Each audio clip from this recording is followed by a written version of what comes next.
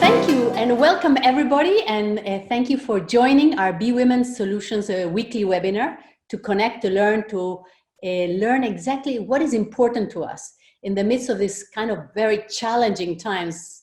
Actually, there are unique opportunities, actually a gift these times, to reflect, to reimagine our future, to discover our authentic selves, the ones we actually were born to reconnect with, what is our kindness, our nurturing, caring self that we are all as human born as.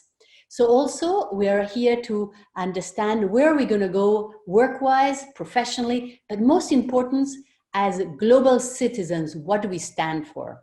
I'm Laura Jadru Koch, founder of Be Women, and passionate about using business and the markets as a force for good on issues on inequality and gender. Our today's webinar will last approximately 50 minutes, and its title is How Media Can Challenge Gender Stereotypes That Have Been Reinforced by Pandemic. Our speaker today are amazing, two amazing speakers, Yann Borgstedt, Swiss Frank entrepreneur, philanthropist, and advocate of women and entrepreneurship and education. A friend for many years. He has an incredible career and very passionate philanthropist, and has got many awards in philanthropic environment. Rana, Askoul, leader of Womanity Foundation, also has an incredible career regarding all these different issues regarding gender. So just a few more seconds more about Be Women Solutions and who are we? We are a global network of women entrepreneurs and intrapreneurs that seek to balance purpose and profits in the markets towards a more caring economy. A caring economy is an economic system which genuinely cares for the well-being and fulfillment of people and the respect and responsibility for our planet. Pretty easy, isn't it? But so far, very few countries are really focusing on what is a caring economy. We as Be Women collaborate with thousands of women and men to co-create awareness and inspire specific and measurable actions regarding these two burning issues of our society that are gender and inequality and climate change. So to conclude, a few more seconds, the Be Women Empowering move, that is to put your shoulders back, your chin up, your eyes up, that gaze and twinkle with determination, and with a super wide smile, I give the call to Yann and Rana. Please take the call, right? Thank you, Laura. Maybe Rana, you want to start? Because I have a lot of noise around me. In 5 minutes, it's going to be better. So maybe Rana can start. Sure, Yann, yes. Well, thank you, Laura, for hosting us, giving us the platform. It's a pleasure to be talking on this platform, talking to all of you. We're excited to share a little bit more about our topic today and about what we as Womanity are doing on that front. So maybe I can kick off by talking a little bit about Womanity very quickly, and then kind of going into what we do in media. Before getting to what we do in media, also talking about how media today can act as an agent of change to challenge gender stereotypes that are currently being reinforced through the pandemic. So I just wanted to make sure that you can see my slides. Just started sharing. All good. Okay, great. So I'll kick off a little bit and very quickly about Womanity. So as a foundation, we believe in a world where all men and women enjoy equal rights and opportunities.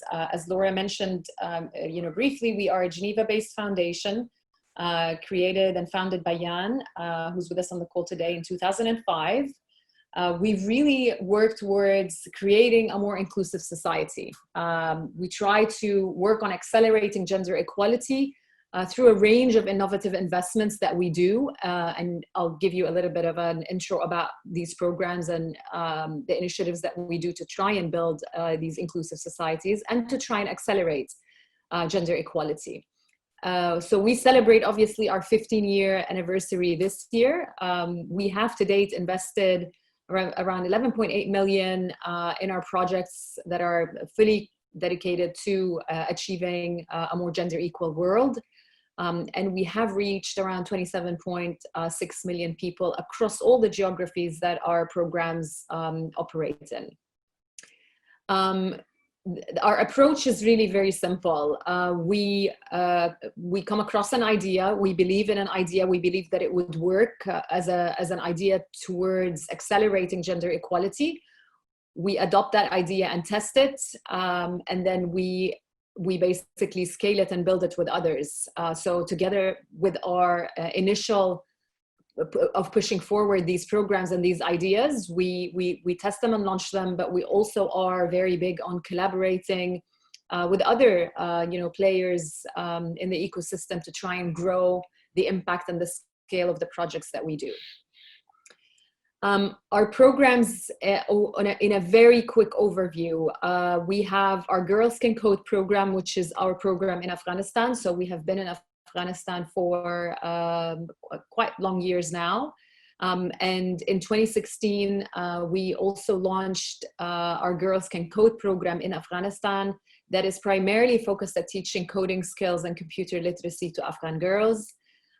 We have our Womanity Award program, which primarily focuses on the prevention of violence against women. We have our Women Changemakers program in both Brazil and India, where we work with NGOs and social ventures in Brazil and India so that they are able to strengthen their organizations and scale their impact. And last but not least, we also do a lot of work around media. Which is why we are with you today on this webinar to talk a little bit more about media and about, specifically about media and gender stereotypes during our COVID times. So I'll move in with kind of a very, a bigger picture of what is happening at the moment and how is this pandemic, how is COVID-19 really reinforcing gender stereotypes? There are a lot of ways in which the pandemic is posing challenges specifically to women. However, one of the challenges that we want to focus our talk on today is how the pandemic is reinforcing gender stereotypes or traditional narratives around the role of women and men.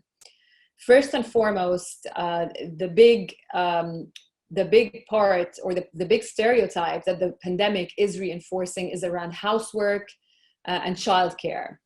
What we know, and we use and we refer to a lot of statistics because statistics are extremely useful for us to really bring the point across and really show the size and the magnitude of a particular issue.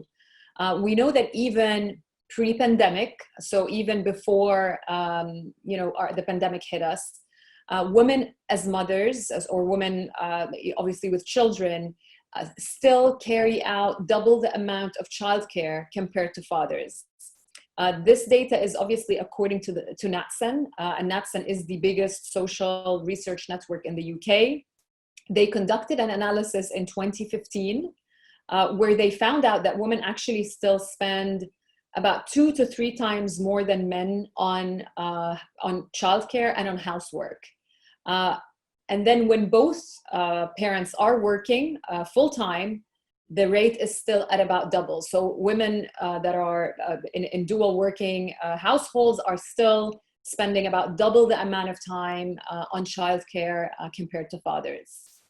Now, we know obviously that when the pandemic hit, access to childcare and schooling, which was a fundamental reason of why we've seen women more capable of joining the labor force, specifically after childbirth. So with that out of the picture during lockdown and when the pandemic fully hit us, we know now that actually, or we originally thought that this working from home for both parents might help in sharing the load between both mothers and fathers in terms of childcare and carrying out of household activities.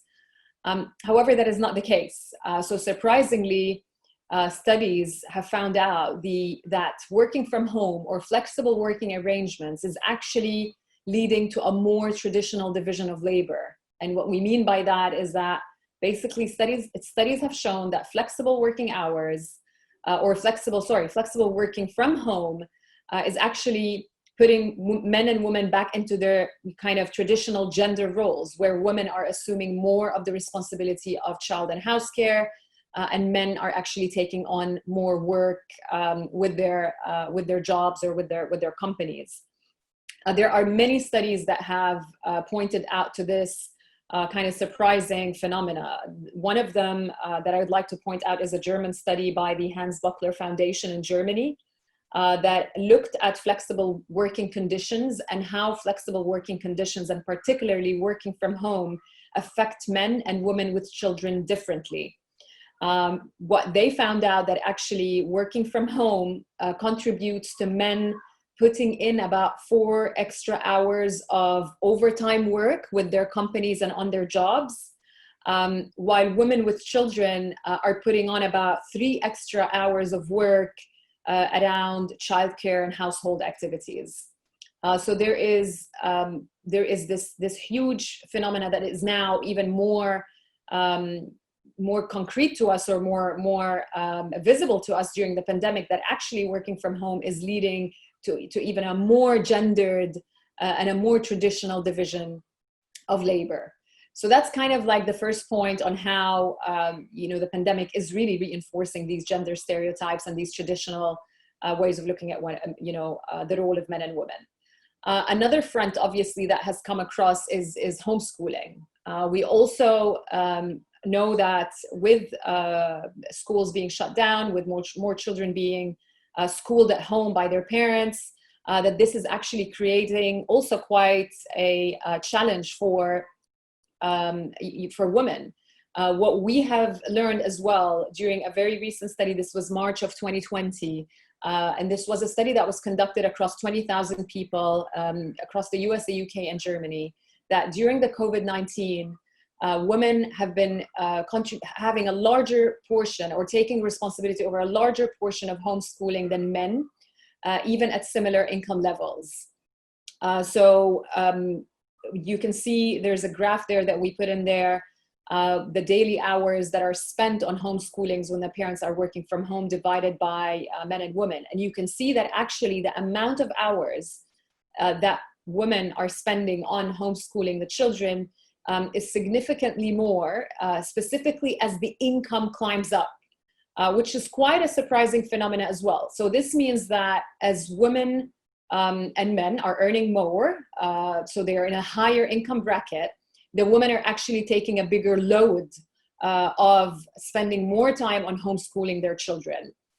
One of the reasons, obviously, that was given to that is that women at higher income brackets tend to be more educated and are therefore maybe perhaps more vested in contributing to quality education of their children. But the disparity between the numbers of hours, between how much a father would spend homeschooling their child versus a mother, is still something that takes us back to that whole traditional narrative around women being the primary caretakers, whether it be as mothers, teachers, in their various roles at home. They are still getting put in that kind of bracket and in that situation.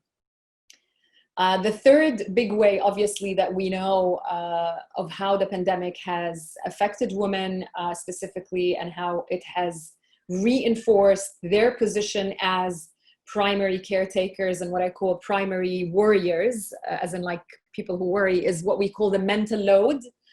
So we know that actually women across the world primarily carry the burden of ensuring the emotional well-being, not only of their children, but also of parents and other family members. That is a concept that is known as the mental load. So, they are the ones that are entrusted with making sure that the kids are mentally okay, that their parents are mentally healthy and feeling good. But not only that, they are primarily, concerned about mentally organizing how everything happens, and you know, how everyone is feeling, what are the stress levels, and that is you know, a phenomena that is known as the mental load. So that you know, that mental load obviously exposes women, and specifically women with children, more acutely to higher levels of stress. And they are put in a category, again, in that, you know, frame that they are able to carry that load, and they are still primarily taking care of, you know, everybody's emotional health, or assuming a big portion of the responsibility for it. Now, as we know, obviously this mental load is, you know, further aggravated during the pandemic, because it is a stressful, you know, situation in many ways, whether it be, you know, economically, health-wise, you know, having everyone at home. So that even places kind of more of a burden on the woman, and more of an expectation that they are still the primary caretakers of that mental load, and that they would be able to take that on. So these are just some of the ways in which this, you know, in which the pandemic has been really reinforcing these, you know, gender stereotypes. The next slide is just about the role of media. So what can the media do during the pandemic? How do we tackle a lot of these traditional stereotypes that women are finding themselves back in more acutely during the pandemic? And I'm going to talk about the role of media in general, and how it can really contribute to a shifting in how women are viewed during times of crisis such as the one that we have. So my first point here that I would like to make is about inclusive reporting. Media plays a huge role in what it puts in front of the masses, in what images, what stories, what voices it is able to provide to the masses. And a few points here that I would like to highlight, and this data is from the International Media Support, and specifically from their report on media and COVID-19 coverage in 2020. We know that 24% of the people that are seen, heard, or read about across all media are women. So that's 24% of everything we see, hear, and read about in the media. And only 19% of the expert sources that get interviewed for opinions and for their perspective are women. So we're talking about an 80-20% split when it comes to expert sources. We know that mass media continues to portray women in very stereotypical roles, such as homemakers, models, or victims, and kind of narrows them down into a selection of a few, you know, kind of labels or, you know, or positions. We know as well that only 4%, so only 4% of all media, whether these are stories, whether these are, you know, series, whatever it is, so only 4% actually of media worldwide challenges gender stereotypes. So we're talking about an overwhelming 96% that still reports or presents, you know, women within the traditional gender stereotypes that we think about when we talk about the role, you know, of men and women, or their portrayal. We also know that percentage that I have there on the screen, 19% of expert sources are women. We know that percentage actually decreases even further when we talk about politics, when we talk about, you know, government or policies. That rate becomes about 16%. So even less of our ideas and perspectives and opinions about policy making and about decision making is actually contributed by women. So we know that there is a much lesser representation of women's perspective when we talk about policy and decision making. And so we know as well that during this pandemic, women have been carrying a threefold burden, or what has been referred to as a threefold burden. And what I mean by that is that women are primarily at the forefront of disease prevention and response efforts. So globally, we have an average of about 75% of women in the nursing occupation. So we know that they take the bulk of disease prevention and response efforts, which obviously makes them subject to increased rates and risks of infection. And we know that they are subject to higher emotional, physical, and socioeconomic harm, meaning there is, obviously we've known that there is an increase in domestic violence. There is, that came hand in hand with the pandemic. We spoke very quickly about the mental load and kind of the stresses that come with that emotionally. And we know very well that economically, women are hit much harder than men are during pandemic times for various different reasons.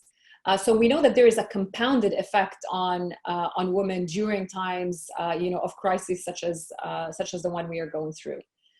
Now, what can the media, or what is the effect of this? What is the effect of both of these issues? Basically, having women as more kind of prone to a much harder being hit by the pandemic in various different ways, and having on one hand media that does not really represent women's voices, women's images, women's perspectives at any kind of equal levels. What the combination of these two issues can produce for us media that is not inclusive of a gender perspective. And when media does that, we also know that gender perspectives are not taken into policy responses to the pandemic. So that is a huge risk that women and obviously other, marginalized groups are left out of the conversation. And not only left out of the conversation, they're also stereotyped and overheard in the decision-making process. So the combination of these two factors can really make us miss the mark completely when it comes to responding and being able to tackle problems and being able to provide solutions effectively on the ground. However, if we can change the way things happen in media, media can and should play a part in making these voices heard. We know that media has the power to amplify voices, to portray the active role that women have been playing during the pandemic. We know that media can be a way in which women can participate in the public debate. We know that media can challenge these stereotypes out there and change how distribution of labor within the household happens. We know that it can make it more equal and can create more thriving conditions for both women and men during these times. And media can also play a hugely important role in holding decision makers accountable to reflecting women's voices, to making sure that their policies and that their responses are inclusive of the true perspectives of women, and the solutions that are being put on the ground are responsive to their different needs and to an increased really kind of suffering from different aspects of the pandemic that hit them mostly due to all these combination of all these factors. So that was really kind of putting the picture around what is happening from a gender stereotype perspective during the pandemic, and how media in its current format contributing to making that problem worse, but how media can also contribute to making this, or providing one aspect to a more holistic solution. And Rana, maybe I can start and explain how we ended up. Now we want to talk about our media project, how we ended up where we are. Absolutely, yeah. We're on the slide, so that's great. Yeah, exactly.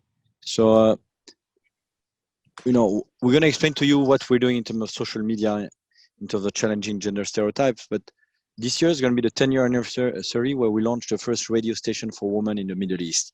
And really the logic behind it was, how can we create content, and how can we also create more women journalists? So it's about also changing the landscape. So we started with Radio Nisam, which is Radio Woman, and that was the first radio station in that region that was tackling a content engaging women, but also engaging men. What's very important is that 40% of our audience are men. And you're going to see it later when Rana will explain the different series that we're doing. For us, the essence of what we're doing is engaging men in society. We don't want to preach to the convert, you know. We believe that in many regions, and even more so in the Middle East, we need to engage men in society, because if we don't do that, nothing's going to change, you know, because you give you the example, you can educate a woman or a girl, and if her parents don't let her go and work after, you know, it defeats the purpose. So that's why engaging for us, the rest of society, is essentials. So, you know, Radio Nisana is 10-year-old, and it's been a pretty successful radio station. We try to replicate the same in Egypt. It never worked. And that's how we started doing a radio fiction, which was 20 episodes of the life of a young Egyptian girl. And every episode had a topic. It could be sexual harassment. It could be early marriage. And we syndicated that across the Middle East. And it was very successful. So we went from Saudi Arabia to Egypt to Jordan. And we did that with a number of famous actors that you probably won't know, but Mona Zaki, which is one of the most famous singer, and Nancy Ajram also did the music. So that's how we started. And after doing radio station and radio fictions, we decided to move into digital media, because we felt if we want to do something, we need to engage the youth, because we believe those are the ones who can change their mindset and how they see the role of women in society. And that's how we started with our first series, which was Bimi Traggle in 2014, which was a cartoon and same story about these young Egyptian girls, and every episode had a topic. So that's really how we tackle it. And then about 2 years ago, we created that media group that Rana will talk about, called Women. So maybe you want to talk about it right now, Rana? Yeah, sure. I can do that. Yeah. So Women, like Yann mentioned, was launched in 2019. It was a part of a bigger effort of where we want to really engage with audiences in MENA, and specifically millennials, both women and men in MENA, with digital content, with primarily video content, because we knew that was the content that young people are most receptive to, and also most engaged with. So that was our way of tapping into that space. We started in 2019 by acquiring some existing platforms that had a huge presence and huge followerships among young millennials in the region, and that was what we refer to in the slides as Yalla Feed. This acquisition, like we say, was really meant because to provide us with a platform to reach a huge number of followers, and we have a bit of highlights obviously on the slide of the different numbers across our different digital platforms, including the acquired platforms that we acquired in 2019. But in addition to also that acquisition of these platforms, we also launched KHATEERA. So KHATEERA translates literally in Arabic to a dangerous woman or an impactful woman. And the aim of KHATEERA is for us to create a platform that inspires Arab women to reach their full potential, and also to engage both men and women in the region so that they can become agents of change for a more balanced society. With KHATEERA, we create and curate entertaining, inspiring, and educational content that really challenges gender stereotypes. So we've got actually both editorial and video content at the moment on KHATEERA. So we've got 2 ways in which we are attempting, or two channels by which we are attempting to engage these audiences. And sorry, I'm just trying to get to the next slide. So there are, various different things that we are doing on KHATEERA. We have smaller videos that I can show you a bit of a glimpse on, or the slide here talks about a glimpse of these different videos that we created on KHATEERA to engage around the topic of women representation or the impact of COVID from a gender lens. So these are smaller, more informative videos that tackle issues such as the surge in domestic violence during the pandemic, We have the small video with us today that I'll be playing for you. So it was more of an informative video to really raise awareness about what is happening around domestic violence during the pandemic. But we also have a series of other videos within what we call our COVID and gender series. So we tackle topics such as women leadership and crisis management, how women leadership can be brought to the table, especially in times of crisis. So the video talks about the current women heads of states, how they are managing the COVID-19 pandemic, and highlights their governance approach. We also kind of tackling the reproductive rights during the pandemic for women through a video, talking about a potential increase in birth rates after the lockdown, but really addressing a lot of different things, such as the inaccessibility of contraception during the lockdown. We take a lens as well and try and analyze why are there more men dying from COVID, or why men are more susceptible to COVID infections from what we have learned so far. So we examine the discrepancy in the mortality rate between men and women, but we also highlight these gender differences in global health, what is also the repercussions of not having a full representation of women across all sectors. So we weave a few narratives in these videos to really bridge that gap that currently exists when we talk about digital media online, specifically in MENA, on how we report on activities, but how we report on it as well, and the way that it impacts both men and women differently. But we have a different tone. So the whole concept of us bringing KHATEERA to the MENA world is to try and make these topics as engaging and as interesting as possible. Like Yann mentioned, we do not want to preach to the converted. We want to be able to reach to everyone. In order for us to do that, our content needs to be engaging, exciting. It needs to be made in a way that appeals specifically to young audiences. And it needs to be made in a way that is modern and that is catching up with the trends that are happening today in terms of what are people consuming. Where we are come in is putting that social angle and putting that gender lens into it to talk about equality and inclusiveness, but talk about it in ways that are easier for people to kind of connect to. And in that particular, or on that particular matter, we also, in addition to kind of the videos or the COVID, videos that I kind of highlighted, we also have just recently launched on KHATEERA, so on the same platform, a 10-episode series, a 10-episode YouTube series called سمعتوها مني. So سمعتوها مني translates in Arabic literally to "you heard it from me." It is an expression that we use in the Middle East when we refer to something that we are absolutely sure about. The series is hosted by a young Middle Eastern influencer, Maria. You can see her picture on the slide. Maria basically comes in through a more of a satire approach into the different episodes, talking about various different topics. So talking about marriage, talking about parenting, talking about the value of women, talking about women in the workforce, masculinity, a lot of different topics that we tackle across 10 episodes. In some of the episodes, Maria is co-hosting with a male, colleague or a male influencer, so that they are able to, as two young people from the Middle East, to present the topic collectively to men and women in the region. We are trying through this show to really bring and shed light on very serious matters, but in an extremely relatable way. And so we just literally kicked off the first episode, and the second episode are already out of سمعتوها مني.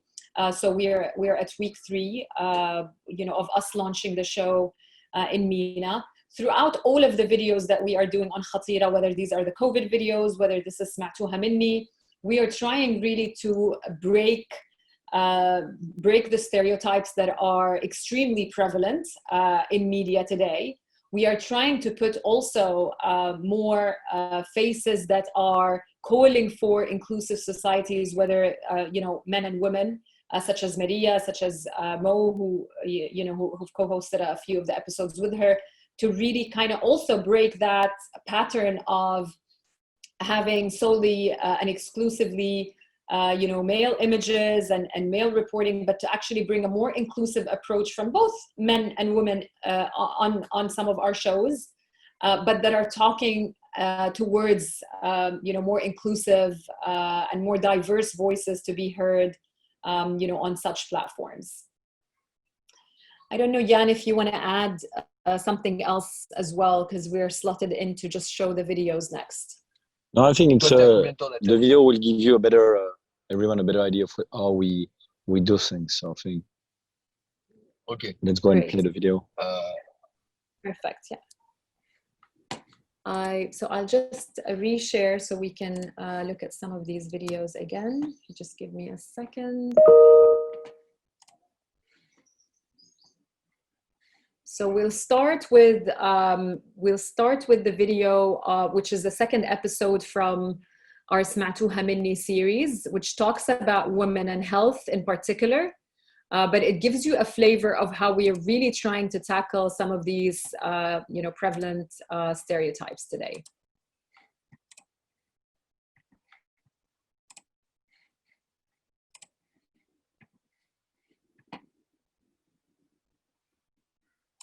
من بدايات الطب وهو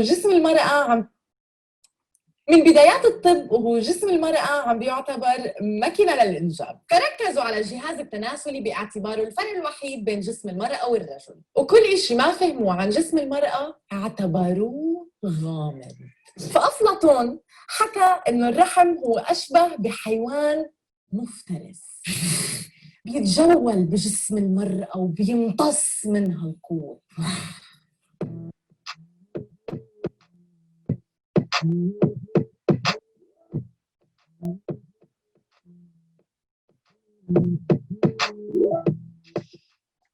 وهذا التفكير ألهم طبيب إغريقي اسمه غالينوس، وطلع بمرض سماه هستيريا النساء، يلي جاي من كلمة هستيرا يعني الرحم. عندك رحم يا مدام، كثير شائع صاير. سلامتك، الله يصبرك. فعباقرة الزمن القديم طلعوا بأمراض وهمية واخترعوا لها علاجات كثير غريبة، كلها تعذيب وتشويه للنساء. بدنا نشلك الرحم، إذا ما زبط هذا الحل نشلك، يعني نتوفي يا دوب صغيرة من مخك ولا رح تحسي بالفرق. غزال. وأخذ الطب لل 1980 لقرروا يشيلوا مرض الهستيريا من الأمراض النفسية. هلا رح تحكوا لي إنه هذا كان من زمان وهلا الأمور تغيرت، بس مثلا طول عمرنا بنعرف هذا الهيكل ما غيره. هذا الهيكل هو واحد من إنتاجات آخر كم سنة، فما تنصدموا إذا بحكي لكم إنه أغلب الاختبارات على الأدوية والمعدات الطبية ما زالت عم بتصير على الرجال بس، وحتى إذا بدهم ينعملوا على فئران تجارب بينعملوا على فئران التجارب الذكور بس. فأنتِ يا سوسي ضمطتي، وبالعادة الحجج اللي بتنعطى بتكون لا نستطيع أن نقوم بتجارب أدوية على أجسام لا نعرفها. طب كيف بنعرف إذا ما بنجرب؟ كيف؟ النسوان يا أخي كائنات معقدات عندهم دورات غريبة، هذا عدم المؤاخذة بكلف إذا بدك تفهم تفاصيله. شو بتحكي لي حقوق المرأة؟ والله إحنا اللي صار بدنا حقوق يا زلمة.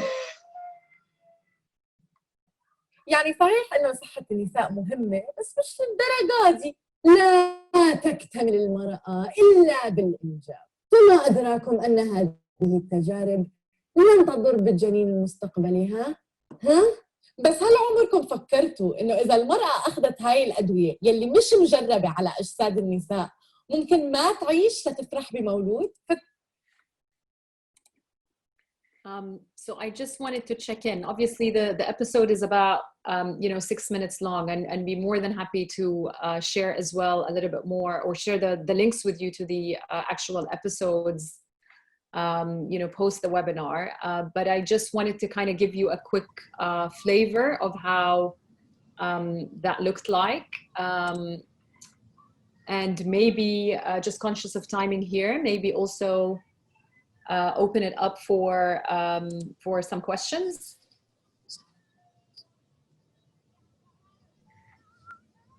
Thank you. This has been really beautiful. Thank you very much, Rama and Yann. What you're doing is really fundamental for not only the Asia society where you're dealing, but also in Latin America, in the US, everywhere, because the statistics you mentioned are pervasive. The unconscious bias that we have, men and women, are huge. If you can address further the issue about this unconscious bias that exists in women and men, and how do you think there is a solution to this, and how do you think media can really further do things, improve that? Because the numbers are so, 19, 16% are so low.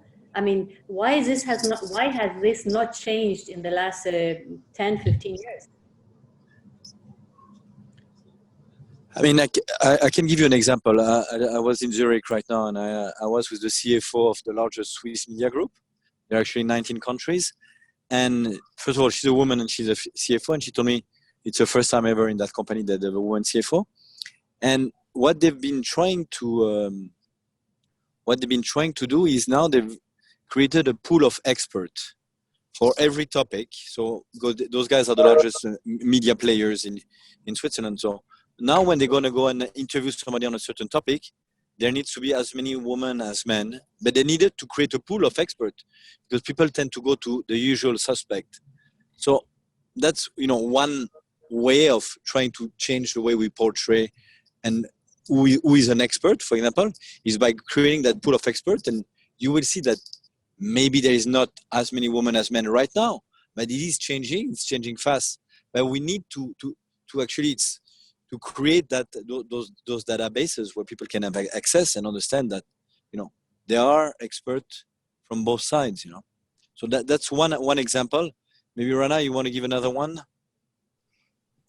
Sure. I think also just having the opportunity to hear and listen and exchange different views and perspectives. So we know, obviously, because we research this very much, how does media really play a role? How does it happen? So we have data, we have surveys, we have research that points out that when people are exposed to different views from the ones that they hold themselves, when they hear conversations about different opinions, that there is a bigger likelihood for them to expand their thinking. Over time, that translates to, we know that obviously what you think becomes becomes how you talk and how you behave. So we know that it's just a matter of time, and it's a matter of sustained effort. So the more that we are able to provide platforms to give people the opportunity to listen to different opinions, and making sure that this different opinion also includes opinions such as ours that challenges what they naturally think about when it comes to women and men and the different roles, that change does happen. And that is the power of media. And the power of media is in how accessible it can make voices come across. Now, the key word is to make accessible a diverse set of voices, and not just a kind of a one, sort of one voice, or just a couple or a few, but being able to have a diverse set of voices, so that we're able to contribute to that discussion, and we're able to contribute to people expanding their horizons, shifting their mindsets, and eventually shifting their behavior.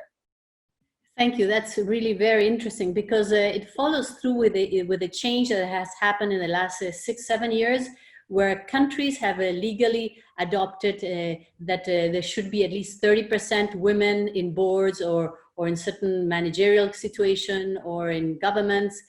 Very few have adopted these laws. How does Womanity work with legislation? Have you tried to influence that? I know media is very important, but if a law is in place, with sustained effort, changes happen, especially, when you see the photograph of maybe one woman in a government, and then now you see a lot more, or the examples of women leading with the COVID.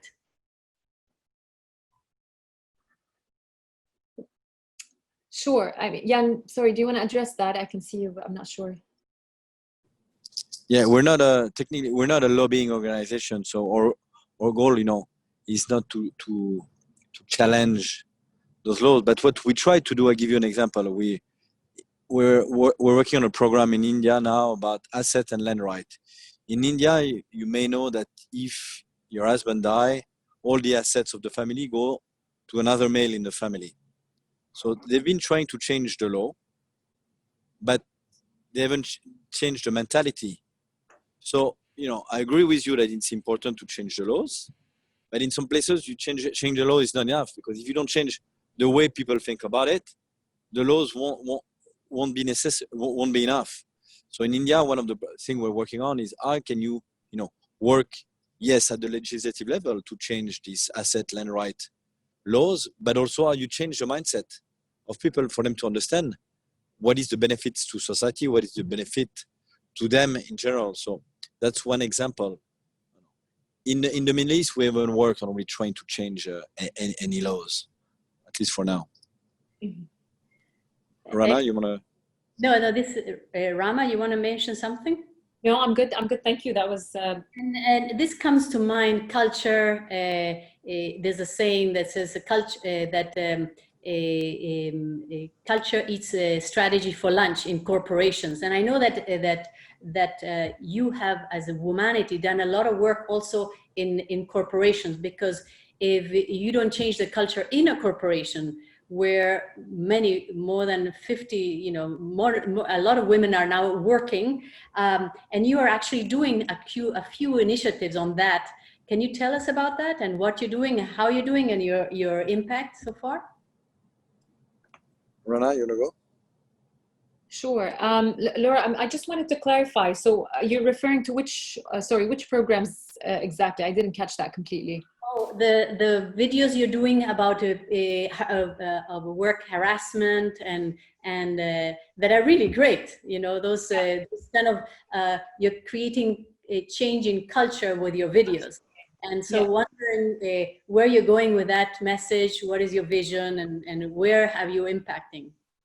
Sure. So basically what we know as well, that as we are creating this, we are not going to be the only ones using it. So as part of our effort, specifically on Sma'tuha Minni, we have another section of our effort that focuses on taking these videos and bringing it to university campuses, taking it to other NGOs, other collaborators with us in the ecosystem, so that they're able to use these videos as a tool to further enact that cultural change within their communities. So we know that we can't do everything. In a sense, we can only do so much, and we can put it out digitally and we can put it out online. But we're also working around an effort so that we are able to work with others so that they can take it to their local communities, and then that becomes more of a ripple effect, and that becomes this content that we are producing, and the knowledge and the research that is put behind a lot of this work can then be used as a tool for further change by others who share a similar mindset as ours in terms of creating these more inclusive societies. So that is definitely a part and parcel of our approach. Excellent. Is there any other questions on the audience, or you can write them down? But we have a few more minutes left on this call, and what I find very profoundly hard to believe that there's very few female representation in opinions in governments and things like that. So can you tell us can you tell us more about this research and how they come about it? Because this is something that should be learned and studied and divulgated as much as possible, and we'll make sure we'll do that. Absolutely. I mean, that particular point obviously is very, very well studied, especially by media centers that are always analyzing, media stories that are coming out. So, I know of one particular study in the UK that followed, a selection of news outlets and news platforms, both online and on TV. And really, followed them, for about, 2 years. So they sustained the effort of really analyzing every piece of news that goes out there, but not only every piece of news. It's also opinion editorials. It's also images that are used by platforms. And obviously they come up, with these, statistics after having studied a massive amount of information. So this research is particularly the focus of media organizations, and there are a couple of specific ones. We can happily share the sources of who these media organizations are that are taking note of these disparities. But you raise a very good point in a sense that there isn't enough data. So there is data out there. Is it enough for us to really be able to cultivate even stronger solutions? Not yet. And that is a huge topic across kind of the whole gender woman world, in a sense that we need more data so that we can put in more effective solutions. But yeah, that's how that kind of research comes about. That gives us a lot of opportunities to see that there is a huge gap and how we play a part in closing that gap, but also how we can work together with partners. So a lot of our work in MENA, in media, we do it in collaboration, or we reach out and we make an effort to reach out to media organizations in the region to keep telling them about what's happening, to keep communicating such information to them. So, we did a digital media and women forum about 1.5 years ago that saw us inviting a number of content creators and media, media companies and digital platforms. So we can bring a lot of this information back to them, and we can see also what they are doing, and so they can see what we are doing. So we're also big on like kind of a more collaborative approach to not only put content out there, but to try and shed awareness on these numbers, but not just the numbers. It's what can be done about them, and how it is very critical for us to present an alternative view and an alternative way of doing things within media. Excellent. So basically, collaboration and content are key for what you're doing. That is very important, and I think that's very much related to how we at Be Women are also really focusing on creating a data that then shows action taken to create these changes. So we have a few more minutes left. Rana and Yann, would you mind giving a closing remark? And I would like to ask the audience, as always, to take a pencil and write down at least 3 things that have inspired you this talk. And what are you going to do to create any change? Today we heard amazing data, information, inspiring things. So choose 3 things that you will change today, that you will do in the next 5 minutes, that you will actually create. And because when you hear something inspiring, change has to happen right away. Okay, Rana and Yann? So I think, for us, the essence of what we're trying to do is really engaging the whole society. So that's, I think, the most important. We can do this. It's no longer for me man against woman or woman against man. It's all of us together, because we have all to gain. So we need, and the media is the best way to do that, to change, a lot of stereotypes. So if we can change the way men look at women, brother look at their sister, father look at their daughters, there is a lot that can be done. And I think we've seen over the last 10 years that we've been doing that media is probably the one that is the best tool, but it takes time. You don't change behavior, you don't change mindsets overnight. So you got to be patient, and we know we're in this for the long term. Excellent. Thank you, Yann. Very, very, very clear. And Ron? No? Thank you, Laura. I mean, I guess I don't have a specific message, but it's wonderful what you closed in as well, Laura, to say that it would be great to kind of share our message further, communicate what is really happening, you know, from a media perspective, so that we're conscious of it as receivers and consumers of media, but also in our many different ways on how we can contribute to change it in our different roles. So I think that would be kind of my closing remark, and thank you again for hosting us and giving us the platform. Excellent. Well, thank you very much. This has been really very inspiring to me. And I think that my biggest take is that we really need to move forward all this data continuously, send them out and have translate all your videos and push them through our channels. And just in closing, Be Women, we have always weekly webinars. This week on Thursday, we have a great webinar on how to publicly speak with passion, so that you can really touch people's hearts. You know, Lakita Clear, she is an amazing speaker and a coach, and she can really help us build that and how we can really make that change. We also have a few other webinars on how to improve our conflict resolution styles and our issues regarding gender bias and so forth. So on this, I'd like to close and thank everybody for participating.